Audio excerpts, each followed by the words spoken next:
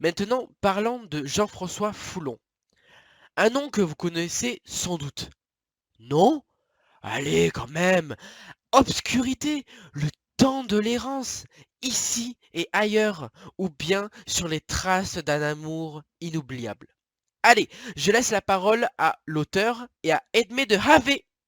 Aujourd'hui, nous recevons Jean-François Foulon, qui n'est pas à nouveau venu.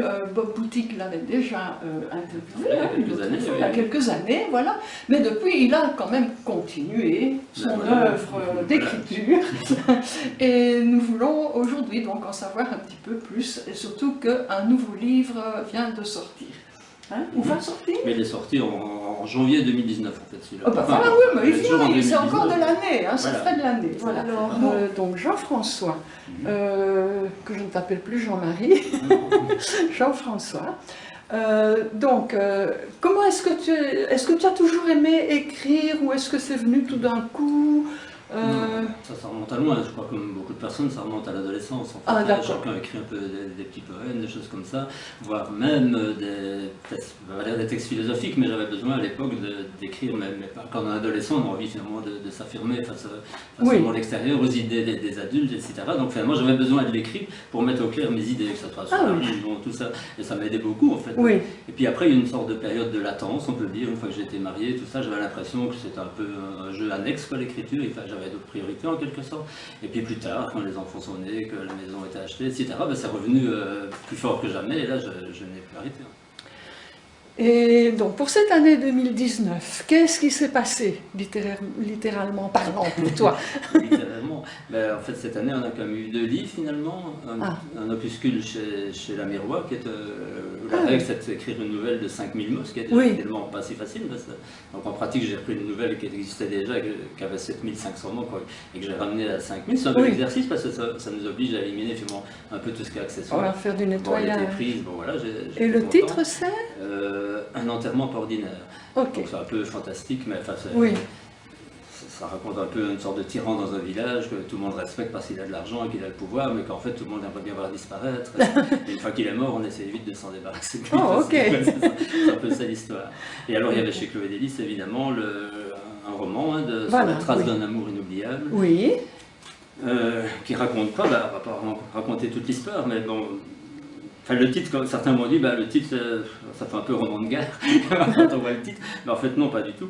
C'est un amour authentique, on va dire. C'est un amour entre une dame qui est française et un Belge, quoi, mais c'est un amour un peu illégal, parce que lui est marié, elle ne l'est pas.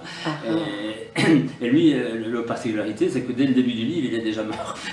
Voilà. Bah oui, on ne va pas traiter une histoire d'amour un peu à l'eau de rose, ça n'aurait pas de sens. Donc à la limite, le titre est un peu ironique aussi.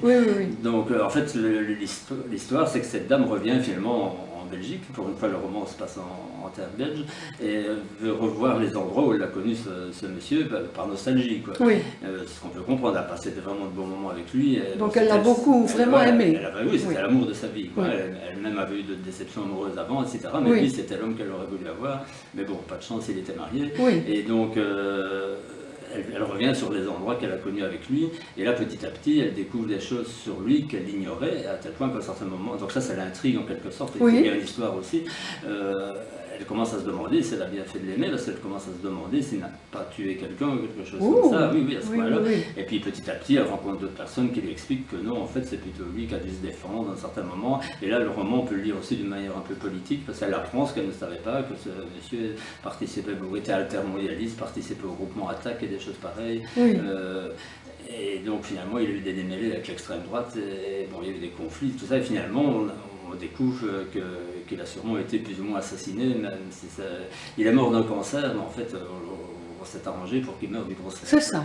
Donc voilà, merci d'être venu pour cette interview, qui nous a bien mis l'eau à la bouche avec ton dernier livre en tout cas. C'est moi qui te remercie. Et merci beaucoup. Et voilà, comme ça tout le monde en sait plus. Voilà, le livre c'est Sur les traces d'un amour inoubliable. Et si on le lit, on ne l'oublie pas, à mon avis. Et voilà, à la prochaine fois, quand il y aura encore un peu de travail. Oui, il y en aura d'autres. Il y en aura d'autres, on ne s'arrête pas.